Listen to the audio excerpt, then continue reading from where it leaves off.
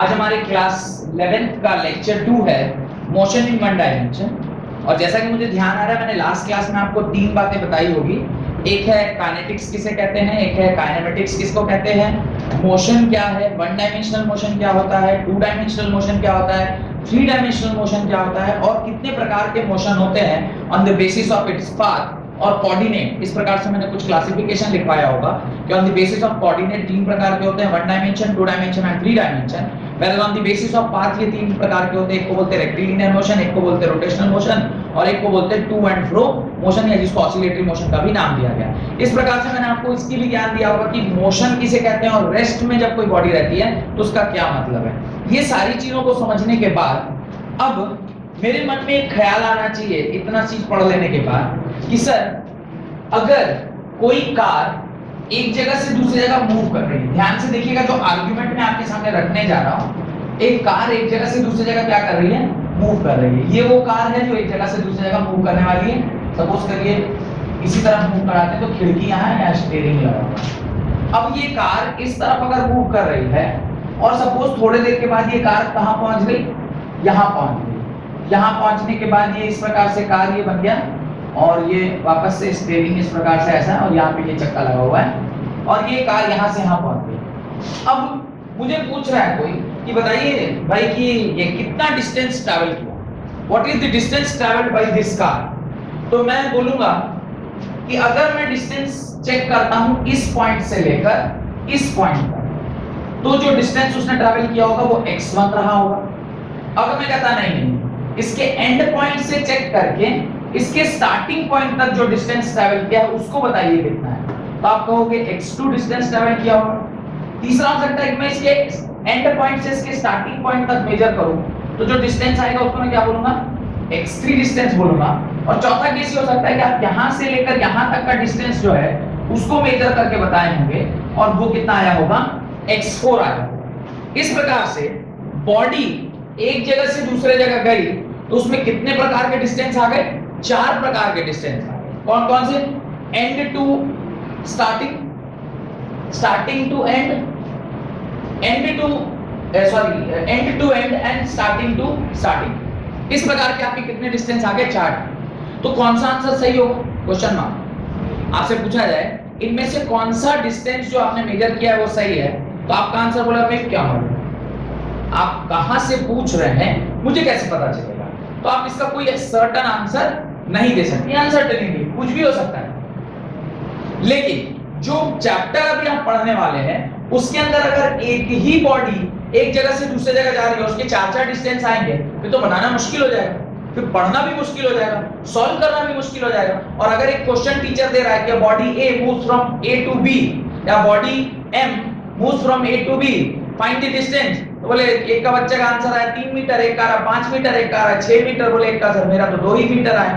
एक ही क्वेश्चन के 4 आंसर आ रहे ना, डिपेंडिंग अपॉन कि आपने कहां से कैलकुलेशन स्टार्ट किया है। समझ में आ रही बात मैं क्या बोल रहा हूं। इसका मतलब कुछ तो इसके अंदर छुपा हुआ हिडन बात है। और वो हिडन बात क्या है कि जब कभी भी हम काइनेमेटिक्स की बात करते हैं, we convert this object as a point object. इस ऑब्जेक्ट को हम किस में कन्वर्ट कर लेते हैं, पॉइंट ऑब्जेक्ट में कन्वर्ट कर लेते हैं, और ये भी किस में कन्वर्ट हो जाता है, पॉइंट ऑब्जेक्ट। और द मोमेंट ये पॉइंट ऑब्जेक्ट में कन्वर्ट हुआ, फिर एक ही डिस्टेंस x आएगा जो इन दोनों के बीच में आएगा, क्योंकि आपने इस एक्सटेंडेड बॉडी को, वर्ड क्या बोल रहा हूं मैं, एक्सटेंडेड बॉडी को किसमें कन्वर्ट कर लिया, पॉइंट ऑब्जेक्ट में कन्वर्ट कर लिया। This is called as extended object, this is called as extended object. और इसको आपने किसमें कन्वर्ट कर लिया, पॉइंट ऑब्जेक्ट में।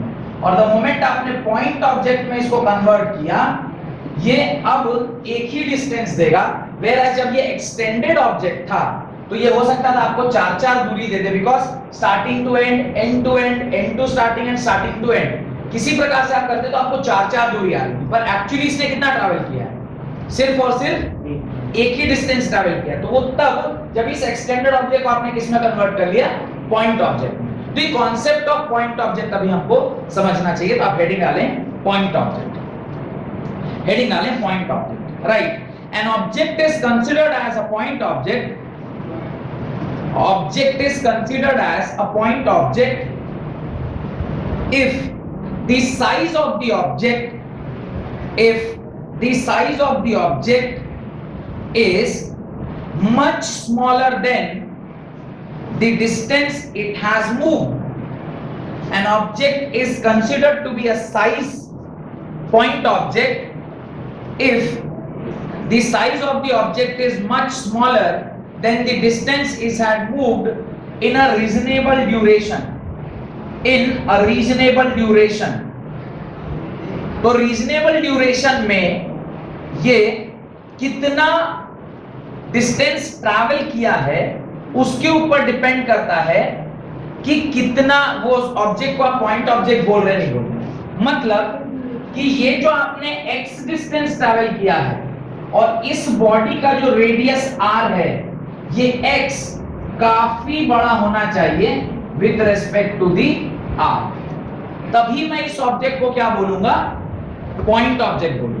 वेयरएज अगर मैं इसकी बात करूं तो कार कितने मीटर का होता है, ऑलमोस्ट 2 से 3 मीटर का, और सपोज करिए आपने 10 मीटर का डिस्टेंस ट्रैवल किया है तो can you neglect 3 metre with respect to 10 metre?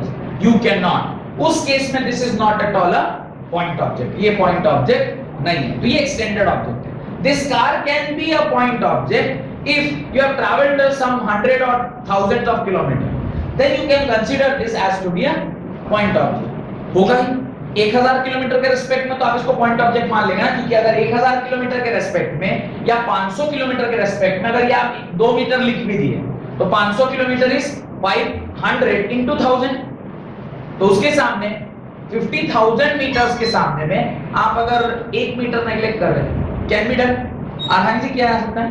तो यही उसका मेन जो है वो कॉन्सेप्ट है। भैया 9th में आप इसमें बताया था कि सेंटर ऑफ ग्रेविटी से सेंटर ऑफ मास, मैं ये बता रहा हूं, वो जो 9th में मैंने बताया था वो ये बताया था कि अब मैंने इसको पॉइंट ऑब्जेक्ट तो बना लिया, पर वो रखूं कहां, इस एंड पे रखूं, इस एंड पे रखूं, इस एंड पे रखूं, बीच में रखूं, ऊपर रखूं, नीचे रखूं, रखूंगा कहां, तो रखूंगा उसके सेंटर ऑफ मास पे। ये मैंने 9th में बताया। पर अभी तो मैं ये देख रहा हूं कि पॉइंट ऑब्जेक्ट कहते किसको, भी रखा कहां है, तो कह रहे हैं कहते किसको है, ऐसे किसी ऑब्जेक्ट को जिसका डिस्टेंस जो है वो उसके डिस्टेंस यानी उसके रेडियस के विद रिस्पेक्ट में अगर बहुत ज्यादा बड़ा है तो उस ऑब्जेक्ट को हम क्या कहते हैं, पॉइंट ऑब्जेक्ट कहते हैं। आगे लिखें, if the object is extended in nature, if the object is extended in nature, उसका नेचर क्या है, एक्सटेंडेड ऑब्जेक्ट का है, उसका नेचर क्या है, एक्सटेंडेड ऑब्जेक्ट का है, then it becomes difficult for the calculation purpose, then it's become difficult for the calculation purpose. Therefore, to solve the problem we convert the extended object to a point object. Therefore, to solve the problem we convert the extended object to a point object. तो आप उसको किस में convert कर लेते हैं, extended object को किस में कन्वर्ट करते हैं, पॉइंट ऑब्जेक्ट में कन्वर्ट करते हैं। डन। उसके नीचे आपको ये डायग्राम जरूर बना लेना चाहिए सो दैट कि आपको the concept of extended object and point object समझ में आ जाए। बना लिया होगा आप लोगों ने यहाँ पे, ये क्या हुआ, मेरे को मालूम था कि मैंने आपसे कहा था इसको बना लीजिए और मेरे को फिर से स्टार्ट करना है, मैंने क्या बोला, बना लिया होगा आप लोगों ने यहाँ पे। जब ये एडिट होके आएगा तो क्या आएगा, बना लिया सबने, बना लीजिए आप लोग, बना लिया होगा आपने। चलिए आगे लिखते हैं। तो अब ये जब एडिट होके आएगा तो बराबर होगा ना। मेरे को ध्यान है कि लास्ट स्टेटमेंट क्या बोला था, ताकि वहीं से स्टार्ट करेंगे तो कंटिन्यूएशन में आएगा। उसे पहले का इधर छांट दिए, इधर छांट दिए, जोड़ दिए, वो पूरा लगेगा कि बिना ब्रेक के भाई साहब बोले जा रहे नहीं। बना लिया होगा आपने यहां तक। इसके बाद आप हेडिंग डालें स्केलर एंड वेक्टर क्वांटिटी। इसके बाद आप हेडिंग डालें स्केलर एंड वेक्टर क्वांटिटी। अब देखिए स्केलर एंड वेक्टर क्वांटिटी क्या है, ये कोई नई बात नहीं है, जो आपको मैं बताऊंगा तब पता चलेगा कि स्केलर क्वांटिटी किसको बोलते हैं और वेक्टर क्वांटिटी किसको बोलते हैं। स्केलर क्वांटिटी आप जानते हैं किसको बोलते हैं, what is a scalar quantity, ऐसी क्वांटिटी जिसमें सिर्फ और सिर्फ क्या हो, मैग्नीट्यूड हो, कोई स्पेसिफिक डायरेक्शन नहीं हो, उसको हम क्या बोलते हैं, scalar quantity. Whereas vector quantity उसको बोलते हैं जो ऐसी क्वांटिटी जिसके पास मैग्नीट्यूड भी हो और साथ साथ डायरेक्शन भी हो। पर ये जो डेफिनेशन मैंने ऐसा बताया है ये अभी आधा है, ये पूरा तब होगा जब मैं ये कहूंगा वेक्टर के डेफिनेशन में कि all those physical quantities which have magnitude as well as direction and follows vector law of addition, उस क्वांटिटी को आप वेक्टर बोलते हैं। क्लास 9 में मैंने आपको करंट के बारे में जब पढ़ा रहा था तो जरूर बताया होगा कि करंट जो होता है वो क्या होता है, एक स्केलर क्वांटिटी होती है, और स्केलर क्वांटिटी ऐसे क्वांटिटी बोलते हैं जिसके पास सिर्फ मैग्नीट्यूड हो। लेकिन मैंने आपसे ये भी कहा होगा कि यार करंट के पास तो मैग्नीट्यूड भी है और डायरेक्शन भी, it always flows from positive to negative, एक फिक्स डायरेक्शन है। In spite of having some direction वो एक वेक्टर क्वांटिटी नहीं है। क्यों नहीं है? Because it do not follow vector law of addition. और एल्स अगर ऐसा होता कि सारी क्वांटिटी वेक्टर होती तो फिर मैं उस दिशा में दौड़ के जाता जिस दिशा में मास कम होता। मेरे को कोई पूछता कि आपका वजन कितना है, मैं बोला इधर मत पूछिए, मीट मी इन साक्षी, साक्षी में मिलिए, विष्णुपुर मिलिए, जहां पर मेरे को पता चल जाए कि उधर के दिशा में मैं बढ़ूंगा तो मेरा वजन कम होगा, मैं उसी दिशा में जाके उसको आंसर करता कि मेरा वजन अभी इतना है। अगर मास जैसी क्वांटिटी क्या होती, वेक्टर क्वांटिटी होती, लेकिन कुछ क्वांटिटीज ऐसी होती है जिसका कोई डायरेक्शन से लेना देना नहीं होता। और लड़कियां वो भी इसी प्रिंसिपल को फॉलो करती। कुछ लोग वो इसके उल्टे दिशा में जाते। क्या उल्टा दिशा में जाते? उस उल्टे दिशा में ऐसे जाते जैसे कि जिधर मास बढ़ रहा है, जैसे जिसका 26 या 27 किलो का वजन हो तो वो उस दिशा में बढ़ेगा जिस दिशा में मास बढ़ रहा है। मैरिज के टाइम में जनरली देखे होंगे जो थोड़ी मोटी लड़की रहती है वो दौड़ भाग करके क्या करेगी, पतली हो जाएगी, और जो थोड़ी पतली लड़की रहेगी उसको सब बोलेगा कि अब दूध पीजिए, बादाम खाइए, थोड़ा उस दिशा में दौड़िए जिस दिशा में आपका मास बढ़ जाए। ऐसा तो होता नहीं। तो ऐसी क्वांटिटी जिसके पास सिर्फ और सिर्फ क्या हो, मैग्नीट्यूड हो, उसके पास डायरेक्शन नहीं हो, वो डायरेक्शन से इंडिपेंडेंट हो, उसको क्या बोलते हैं, स्केलर क्वांटिटी बोलते हैं। वेयरएज वेक्टर क्वांटिटी उसको बोलते हैं जिसके पास मैग्नीट्यूड हो, डायरेक्शन हो और वो वेक्टर लॉ ऑफ एडिशन को फॉलो करे, उसको क्या बोलते हैं, वेक्टर क्वांटिटी। तो लिखना स्टार्ट करिए। Physical quantities are broadly divided into two parts. Physical quantities are broadly divided into two parts. पहला स्केलर क्वांटिटी, दूसरा वेक्टर क्वांटिटी। पहला स्केलर क्वांटिटी, दूसरा वेक्टर क्वांटिटी। स्केलर क्वांटिटी का डेफिनेशन लिखिए। The physical quantity, scalar quantity का definition लिखिए। The physical quantity which has only magnitude but no specific direction, उसके पास कोई स्पेसिफिक डायरेक्शन नहीं है, उसको हम क्या बोलते हैं, स्केलर क्वांटिटी बोलते हैं। उसको हम क्या कहते हैं, स्केलर क्वांटिटी कहते हैं। ओनली मैग्नीट्यूड, इसके पास क्या है, only magnitude but no direction. Magnitude का क्या मतलब होता है और डायरेक्शन किसे कहते हैं, अभी मैं समझाता हूं। मैग्नीट्यूड का मतलब होता है कि आप कोई सी किलोमीटर सपोज बता रहे, मैंने कहा 3 केजी, सपोज केजी बोलता हूं, 3 केजी मतलब कोई भी मैग्नीट्यूड हमेशा दो चीजों से मिलकर बनता है। एक होता है उसकी न्यूमेरिकल वैल्यू, ये शायद मैंने आपको पिछले चैप्टर में बताया होगा। एक होती है उसकी न्यूमेरिकल वैल्यू और दूसरा होता है उसका यूनिट। यूनिट और न्यूमेरिकल वैल्यू मिलकर क्या बनाता है, उसका मैग्नीट्यूड बनाता है। और जब इसी न्यूमेरिकल वैल्यू और यूनिट के साथ आप कोई स्पेसिफिक डायरेक्शन और ऐड कर देते इन ईस्ट, तब ये क्या बन जाएगा, एक वेक्टर क्वांटिटी बन जाएगा, क्योंकि आपने क्या कर दिया, डायरेक्शन उसमें और ऐड कर दिया। अगर ऐसे हम थोड़ी बोलते 3 केजी इन ईस्ट, लेकिन वैसे 5 किलो है, पर ईस्ट डायरेक्शन में जाऊंगा तो 3 किलो होगा, ऐसे बोलते हैं क्या? अरे 3 किलो यहां भी है, 3 किलो मार्स पर भी होगा, 3 किलो चांद पर भी होगा, कहीं भी होगा, एक्सेप्ट एक जगह। बताइए कहां? एक्सेप्ट एक जगह। वो मैरिज का मतलब मैरिज वाले पर कम बता रहा है। एक बार क्या हुआ, मैं अपनी गर्लफ्रेंड के साथ गया स्टेशन में, यू नो फ्री में वो वजन मापने का मशीन लगा। उसको अगर आप कभी ध्यान से ऑब्जर्व किए हो उस मशीन को, तो उसमें जब आप ना एक सिक्का डाल दे तो सिक्का डालने के बाद एक चक्री घूम रही होती है, और जैसे ही वो चक्री रुकता है वैसे ही आपका वजन वहां पे मेजर हो गया और तुरंत से एक पर्चा बाहर आता है, इसमें लिखता है have you seen that machine. पुराने अभी तो और दिखता नहीं, अब तो सब डिजिटलाइज हो गया। पहले जब हम लोग छोटे हुआ करते तो वहां से छोटे नहीं, मतलब बीटेक तक भी मैंने देखा है। बीटेक मतलब आज से 7-8 साल पुरानी बात। तो एक बार गलती से घूमने के लिए निकले, घूमते घूमते कई बार होता है ना कि अपन कहीं भी स्टेशन में चलो, वहीं थोड़ी देर बैठ के टाइम स्पेंड करेंगे। अरे जरूरी नहीं कि मैं सच्ची कहानी बताऊं, काल्पनिक कहानी भी कई बार बताता हूं, तो इसको ना बहुत दिल पे नहीं लेना है। तो मैं चला गया स्टेशन। स्टेशन जब पहुंचा तो वहां पे मेरी गर्लफ्रेंड ने जिद करना स्टार्ट कर दिया, वजन करूंगी। तो मैंने कहा चलो ठीक है यार, वजन करवा देते इसकी। वजन कराने के लिए हमने उसको बैठा दिया। अब वो वजन कर, देखिए लड़कियां ना जल्दी वजन नहीं करती हैं, क्योंकि वो वेट जो है वो सबको डिस्क्लोज करना नहीं चाहती।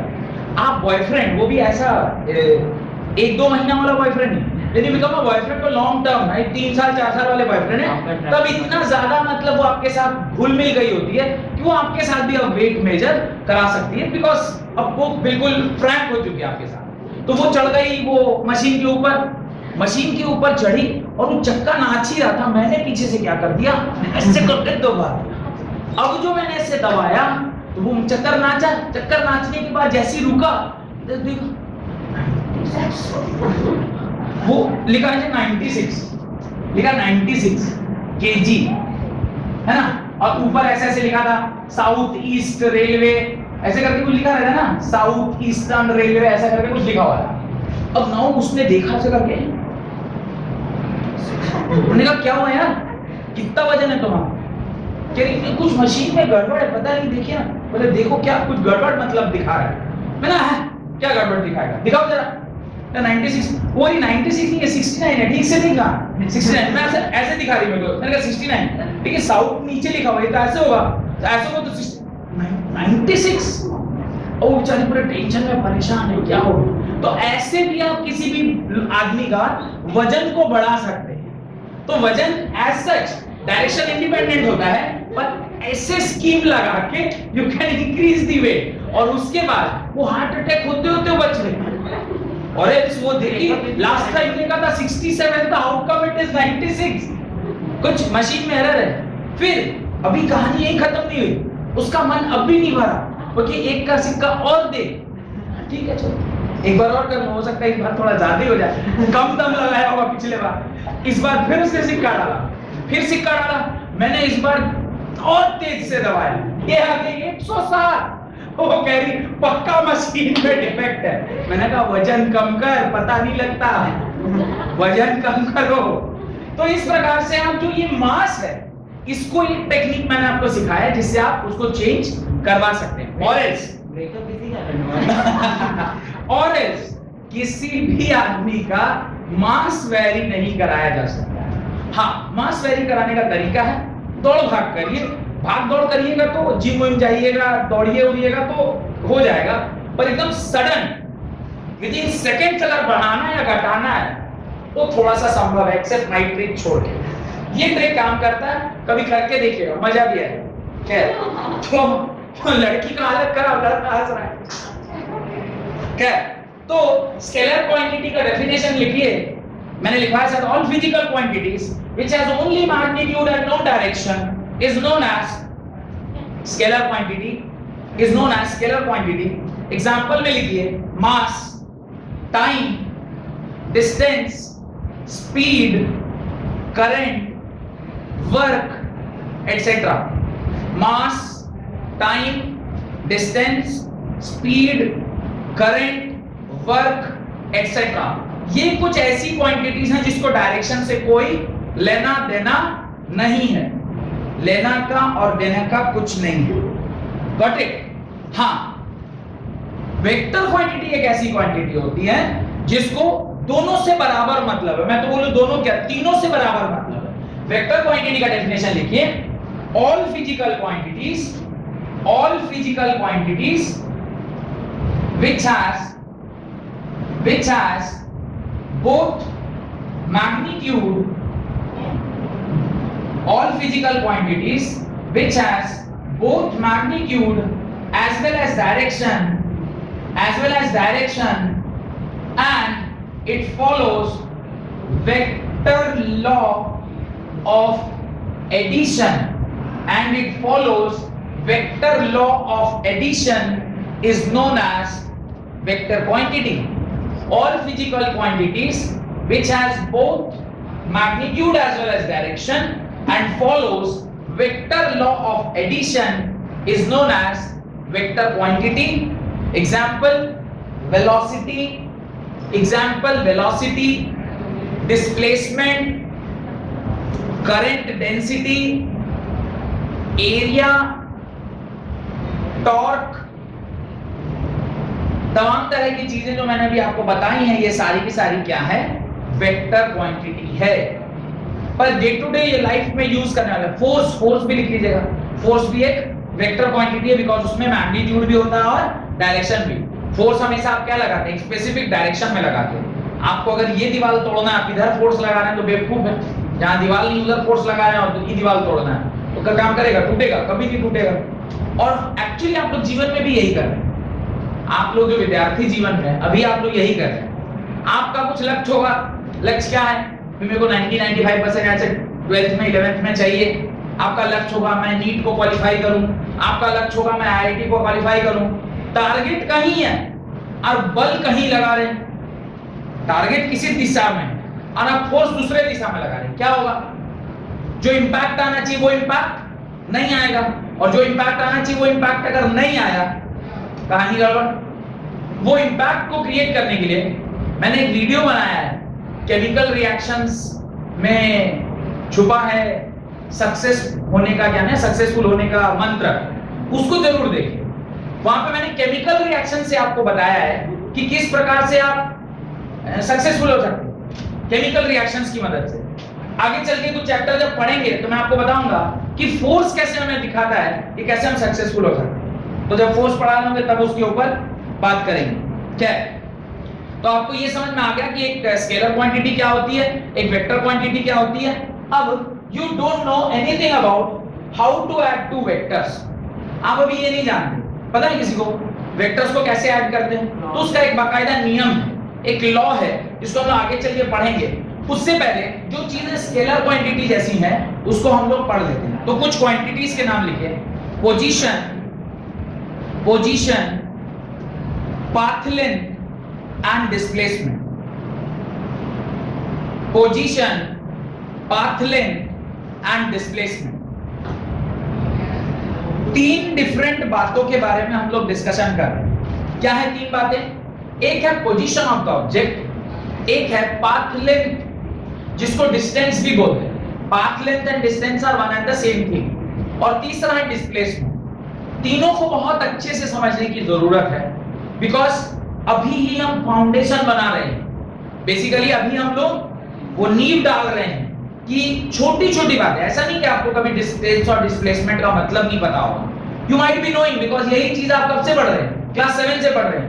डिस्टेंस क्या होता है, फिर क्लास 9 में आएंगे तो डिस्टेंस और डिस्प्लेसमेंट का आपने डिफरेंस लिखा होगा, फिर क्लास 11 में आए फिर वही चीज पढ़ रहे हैं। तो every time you are reading the same thing but every time something is getting added to that particular definition. आप एक नए पर्सपेक्टिव से उस डेफिनेशन को चेक करें। तो लिखिए पोजीशन।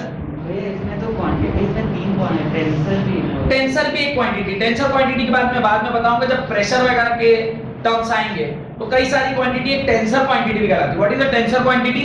जो डायरेक्शन के हिसाब से अपना मैग्नीट्यूड चेंज करे।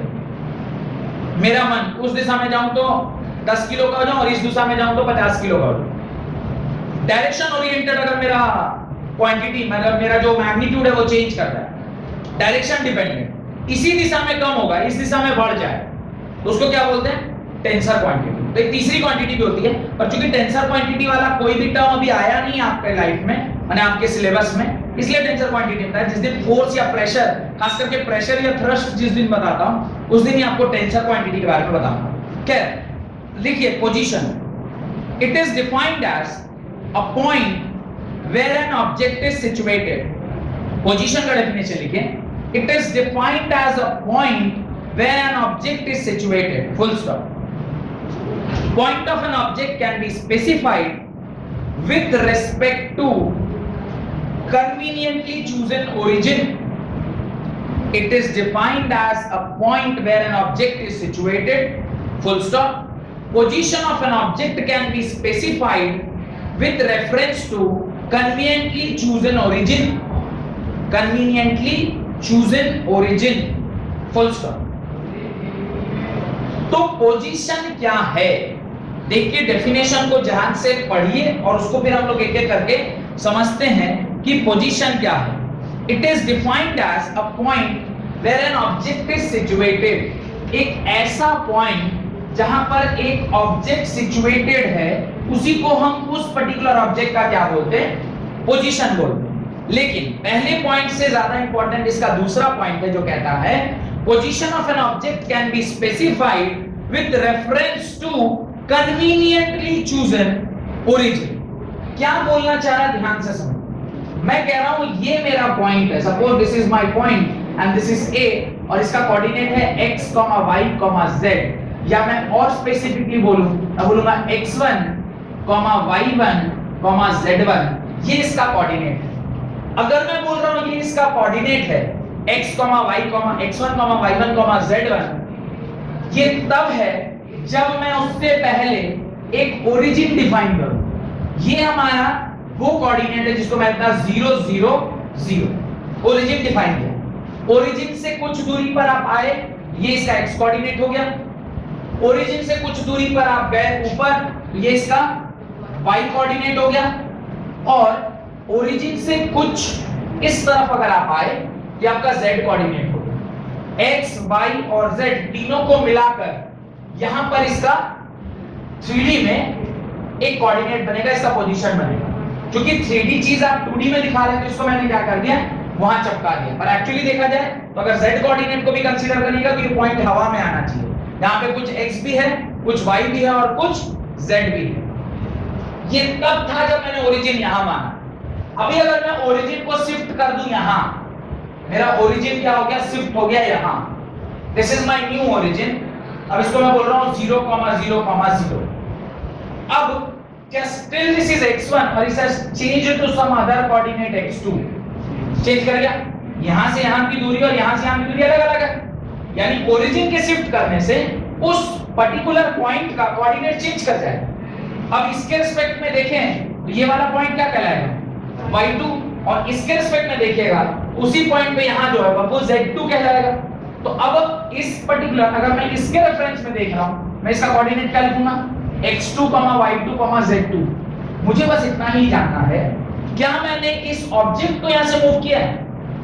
मैंने ऑब्जेक्ट को मूव नहीं किया। ऑब्जेक्ट का position is not changing, but object जिस पोजीशन यानी जिस कोऑर्डिनेट सिस्टम के रेफरेंस में चेक कर रहे थे उसको ही चेंज कर, तो फिर उसका पोजीशन चेंज कर गया। यानी दो चीजें, या तो आप ऑब्जेक्ट को मूव कराइए या जिसके रिस्पेक्ट में देख रहे हो उसको मूव कराइए। किसी दो चीज में से, दोनों में से किसी एक चीज को मूव कराइएगा, उसके कोऑर्डिनेट्स क्या हो जाएंगे, बदल जाएंगे। यही बात उसने वहां लिखवाया है। It is defined as a point where an object is situated. It is defined as a point where a coordinate is situated. Full stop. Position of an object can be specified with respect to a conveniently chosen origin. अगर यहाँ origin है तो ये coordinate है, यहाँ origin है तो ये coordinate है। अब मुझे बताइए ये एब्सोल्यूट वैल्यू है या रिलेटिव वैल्यू? रिलेटिव है। एब्सोल्यूट होता तो हम कहीं भी ओरिजिन को घुमा के लेने जाते, उससे उसको कोई फर्क नहीं पड़ने वाला। आपका जो मास है वो एब्सोल्यूट वैल्यू है या रिलेटिव वैल्यू? एब्सोल्यूट है। चाहे आप इंडिया में मपाइए, मास आपका नहीं बदलेगा। आपका क्या बदलता है? वेट बदलता है। Your mass is not changing, mass is a fixed quantity. आप ऑस्ट्रेलिया में मपाएंगे तो वही आएगा मास, आप चांद पर मापेंगे तो वही आएगा मास, आप मार्स पर मापेंगे तो भी वही आएगा mass. Mass of an object is not changing, जो चेंज कर रहा है वो वेट है। तो मास को मैं क्या बोलूंगा, एब्सोल्यूट वैल्यू बोलूंगा, रिलेटिव वैल्यू? एब्सोल्यूट, क्योंकि जगह या स्थान के परिवर्तन होने पर उसकी वैल्यू चेंज नहीं कर रही है। क्योंकि उसकी वैल्यू चेंज नहीं कर रही है तो आप उसको क्या मानोगे, एब्सोल्यूट मानोगे। अगर उसकी वैल्यू चेंज कर जाए तो उसको आप क्या मानोगे, रिलेटिव मानोगे। तो पोजीशन किसी भी पॉइंट का एब्सोल्यूट होगा कि रिलेटिव होगा? ऑब्वियसली रिलेटिव होगा। जब यहाँ ओरिजिन था तो अलग पोजीशन था, यहाँ ओरिजिन लाए तो अलग पोजीशन हो गया। बात समझ में आ रही? लिखिए इसको अगला पॉइंट देकर, position is not an absolute term. Position is not an absolute term. Rather, position is a relative term. Rather, position is a relative term, and all the positions are always described, and all the positions are always described in terms of coordinate axis. All the positions are always described in terms of coordinate axis, which depends upon origin. Which depends upon origin. वो origin के ऊपर क्या करता है? Depend करता है. अगर आपके पास दो कलर का पेन है तो मैं आपसे रिक्वेस्ट करूंगा कि ये जो डायग्राम मैंने बनाया है उसको जिस प्रकार से अलग अलग कलर के पेन से मैं बना रहा हूं ऐसा ही आप क्या कीजिए, बना लीजिए. It can be a black pen और it can be a blue pen, just to make you understand कि ये जो x1 और x2 है, ये x1 और y2 जो लिखा गया है, जब मैं रेड वाले को ओरिजिन मान रहा हूं जहां पे आपने 0,0,0 माना है, तो आपका जो कोऑर्डिनेट होगा वो क्या होगा, पोजीशन होगा वो क्या होगा, x2, y2, z2. Whereas जब आपने ब्लू वाला माना है ओरिजिन, उस टाइम जो आपका कोऑर्डिनेट होगा वो क्या होगा, x1, y1, z1. इसको आप अपनी कॉपी में बना लें. दो कलर के पेन से बनाइएगा सो दैट कि आपको खुद समझ में आए. और अगर बना लिया है तो आगे लिखिए फ्रेम ऑफ रेफरेंस. हेडिंग डालिए frame of reference. Frame of reference. Frame of reference क्या है इसको हम लोग समझते हैं. फ्रेम ऑफ रेफरेंस क्या होता है? फ्रेम ऑफ रेफरेंस मतलब नजरिया. फ्रेम ऑफ रेफरेंस मतलब किसके नजर से आप किसी को देख रहे हैं, किसकी नजर से आप उसको देख रहे हैं. ठीक है, आकांक्षा हंस भी रही. अब आकांक्षा को अगर मैं देख रहा हूं बहुत सुंदर लग रही है, लेकिन कितनी भी सुंदर है तो मैं देखूंगा तो उसको किस नजर से देखूंगा, मेरी स्टूडेंट है नहीं. लेकिन उन्हीं को अगर आपके क्लास का कोई बच्चा देख रहा है, लड़का, वो कैसे देख रहा होगा? आगे नहीं बोलना चाहता. तो रेफरेंस समझ में आ रहा है? What is reference? आपका देखने का नजरिया. और ये तो हमारे जीवन में डे टू डे लाइफ में भी होता है ना. एक ही आदमी कितने सारे लोगों के लिए क्या क्या हो सकता है. आपके लिए मैं आपका टीचर, मेरी वाइफ के लिए मैं हस्बैंड, मेरे पापा के लिए मैं बेटा, मेरे बेटे के लिए मैं बाप, मेरे दादाजी के लिए मैं पोता, मेरे चाची के लिए मैं भतीजा, मेरे मामी के लिए मैं भांजा हूं. वही, मैं बदल नहीं रहा हूं. आपके गार्जियन के लिए सर, पैसा की नोचने वाला, तो हूं मैं वही. लेकिन अच्छा सब लोग हंस रहे थे, मतलब सच में ऐसी बात है. अल्लाह, दिल में दर्द हो गया यार. अब नाचूंगा दिल में मेरे करते डिस्को क्या. तो आप, मैं एक ही आदमी हूं लेकिन अलग अलग लोगों के रेस्पेक्ट में मेरा नाम जो है वो अलग अलग है. कोई टकला, टकलू मास्टर, तो सब लोग की नजर में अलग अलग. कोई सर बोल रहा है, कोई टकला मास्टर बोल रहा है, कोई नहीं 2 महीना और उसका मैं भी ऐसे करके स्टाइल मारूंगा. फिर उड़ जाएगा. क्यों? आप फिर उड़ेगा, थोड़ा टाइम लगेगा, क्योंकि अभी तो 2-3 महीने मारो स्टाइल. क्या तो रेफरेंस क्या है? आप किस नजरिए से उसको देख रहे हैं. 2-3 एग्जांपल बोल दिया. एक तो आकांक्षा का एग्जांपल दिया, एक अपना एग्जांपल दिया, एक और एग्जांपल दे रहा हूं. Reference is what? जब आप किसी एक आदमी को कार में ट्रैवल करते देख. एग्जांपल को जरा ध्यान से समझिएगा. मैं और मेरी वाइफ एक काली कलर की सस्ती कार मेरे घर के सामने लगी रहती है, तो वो आपने देखी होगी. तो मैं और मेरी वाइफ सपोज करिए उस गाड़ी से जा रहे हैं और आप कहां खड़े हैं? बाहर. आप कह रहे गरीब आदमी गरीब कार में जा रहे हैं. तो मैं और मेरी वाइफ आपस में एक दूसरे के रिस्पेक्ट में रेस्ट में थे या मोशन में थे? रेस्ट पर थे, क्योंकि वो भी उसी गाड़ी में बैठी थी जिस गाड़ी में मैं बैठा था.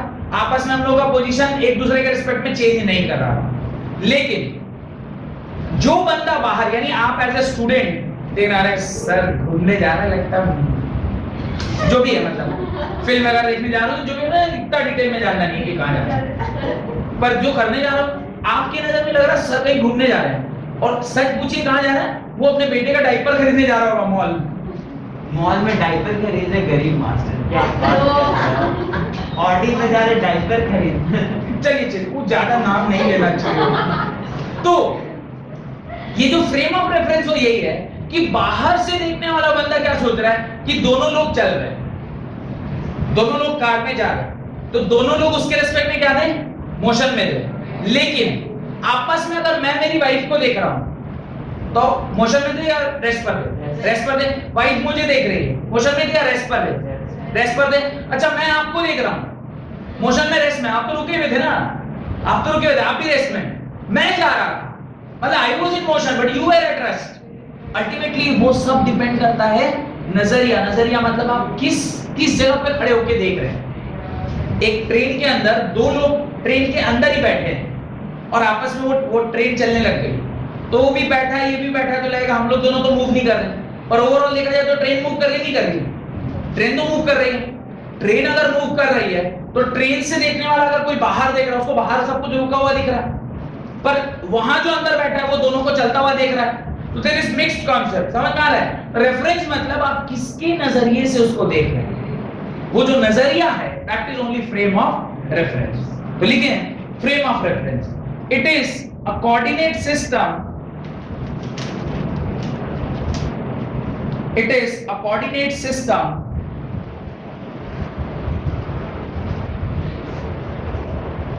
with a clock, with respect to which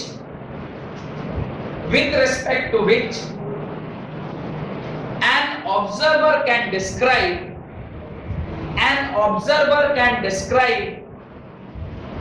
the position, the displacement, the velocity and the acceleration of an object.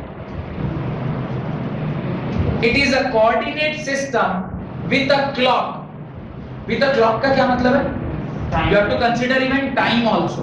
With a clock, with respect to which an observer can describe the position, the displacement and the displacement, velocity and the acceleration of an object.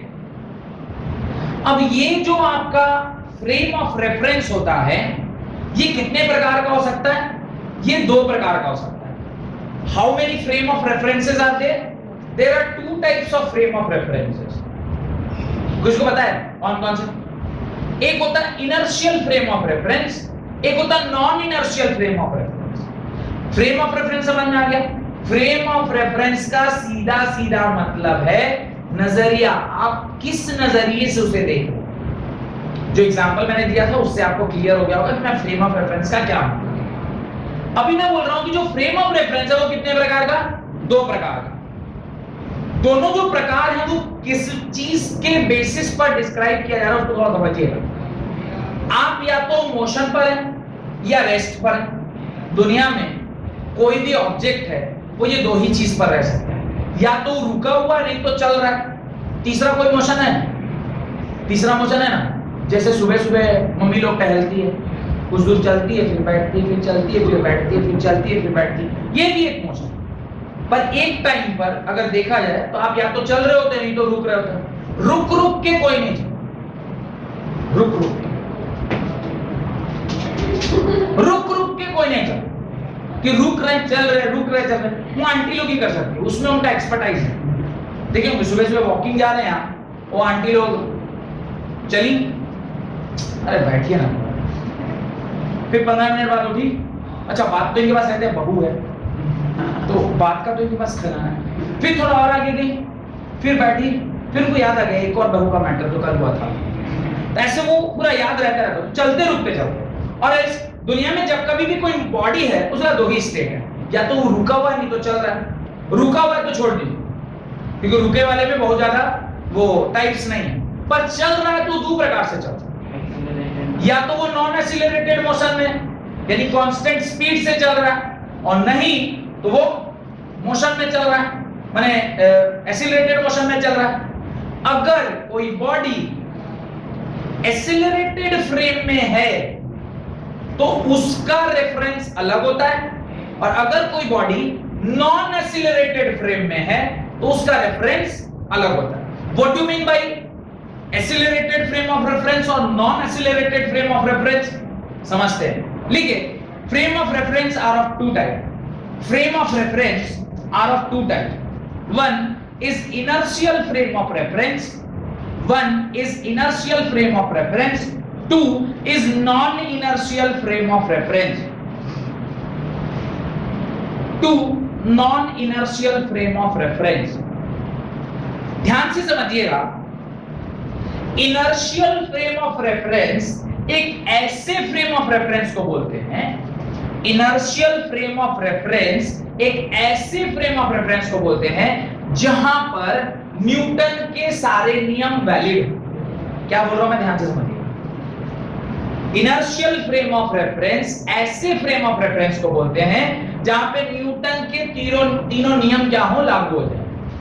Newton का क्या तीन नियम है, ऐसे तो बहुत detail में आगे चल के पढ़ेंगे, और आपने इसको क्लास 9 में पढ़ा था। पहला था law of inertia, second was the mathematical derivation of F = ma, and third was action reaction. Every action has equal and opposite reaction. ये तीन न्यूटन के लॉ हैं, law number 1, law number 2 and law number 3, जिसको बोलते हैं Newton's first law, Newton second law, Newton third law.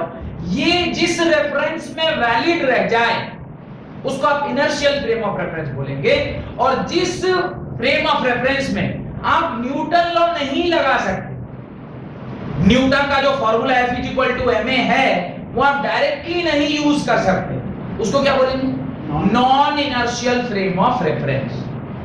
अब मैं इसको थोड़ा और आगे लेके चलूं। इनर्शियल फ्रेम ऑफ रेफरेंस ऐसे फ्रेम ऑफ रेफरेंस को बोलते हैं जो कि नॉन एक्सिलरेटेड हो या कांस्टेंट वेलोसिटी से मूव कर रहा हो या रेस्ट पर हो। क्या बोल रहा हूं मैं, inertial frame of reference is that frame of reference in which the frame is non-accelerated or is moving with a constant velocity or is at rest, whereas जो non-inertial frame of reference है उसमें जो frame है वो खुद accelerated।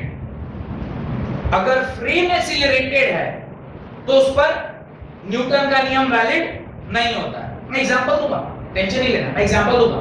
अगर आपका frame accelerated है, जिस नजरिए से आप देख रहे हैं वो नजरिया ही एक्सीलरेटेड मोशन में, तो क्या होगा, अगर वो नजरिया एक्सीलरेटेड है यानी जो फ्रेम खुद में एक्सीलरेशन में है, उस फ्रेम को आप नॉन इनर्शियल फ्रेम बोलते हैं और उसका एक्सीलरेटेड फ्रेम ऑफ रेफरेंस भी बोला जाता है। डन। जहां कहीं भी एक्सीलरेटेड फ्रेम ऑफ रेफरेंस है वहां पर F = ma वैलिड नहीं होता।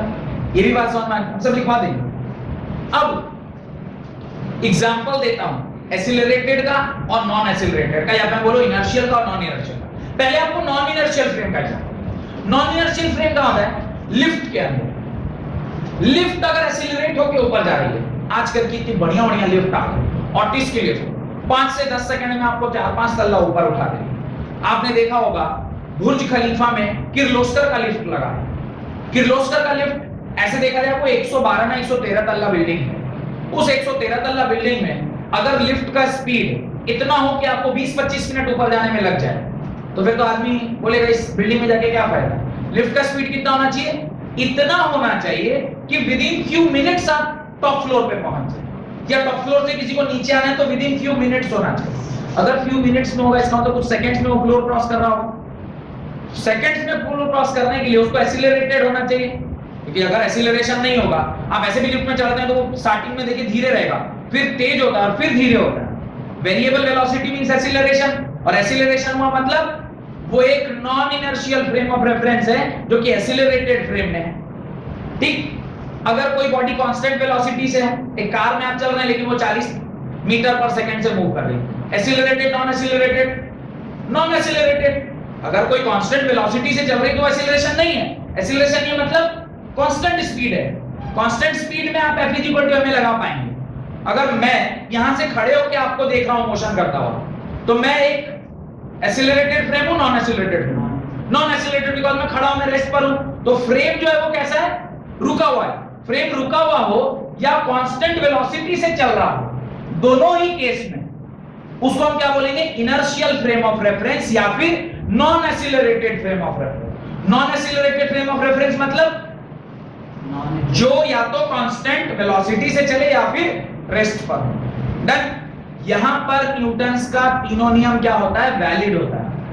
Non inertial frame of reference का मतलब एक्सीलरेटेड फ्रेम ऑफ रेफरेंस, यहां पे न्यूटन के नियम वैलिड नहीं होते। लिखिए, इसके बाद आज की क्लास में यहां समाप्त करेंगे। Right, inertial frame of reference, पहला हेडिंग डालिए, the frame of reference in which Newton's law is applicable. The frame of reference in which Newton's law is applicable is known as inertial frame of reference. The frame of reference in which Newton's law is applicable is known as inertial frame of reference. Full stop. It is a non-accelerated frame. It is a non-accelerated frame either moving with a constant velocity. It is a non-accelerated frame either moving with a constant velocity or either moving with a constant velocity or is at rest is known as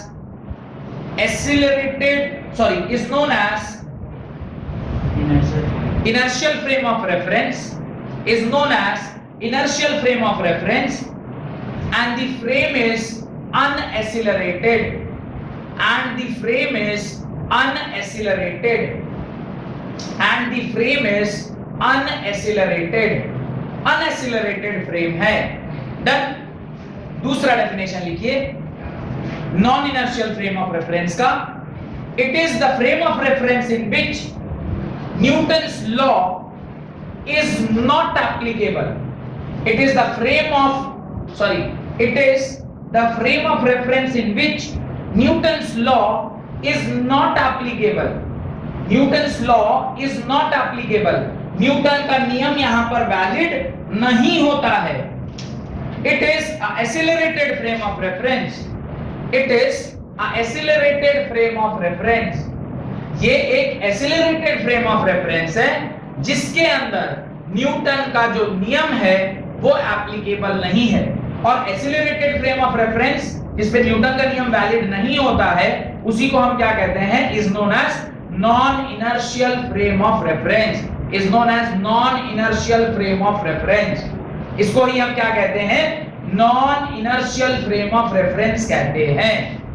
done. Example, उसके case में आप लिख सकते थे lift is moving with constant velocity, यहां आप लिख सकते हैं lift is moving with accelerated motion. Lift is in accelerated motion, और वहां आप लिख सकते थे इनर्शियल फ्रेम में lift is moving with constant velocity. इस प्रकार से आज आपने पॉइंट ऑब्जेक्ट क्या होता है इसके बारे में जाना, स्केलर क्वांटिटी किसे कहते हैं, वेक्टर क्वांटिटी कैसे कहते हैं उसके बारे में जाना। आपने ये भी जाना आज की क्लास में कि पॉइंट पोजीशन किसे कहते हैं। पोजीशन एक रिलेटिव टर्म होता है, it is not an absolute term. और साथ साथ फ्रेम ऑफ रेफरेंस क्या है, फ्रेम ऑफ रेफरेंस कितने प्रकार के होते हैं, इनर्शियल फ्रेम ऑफ रेफरेंस क्या है, non inertial frame of reference क्या है। याद रखिएगा अगले चैप्टर में जब आप लॉज ऑफ मोशन पढ़ेंगे या फोर्स एंड मोशन पढ़ेंगे उस चैप्टर में वापस से इनर्शिया और नॉन इनर्शिया की हम लोग बात करेंगे फिर से। ठीक है, बहुत बहुत धन्यवाद आज की क्लास अटेंड करने के लिए।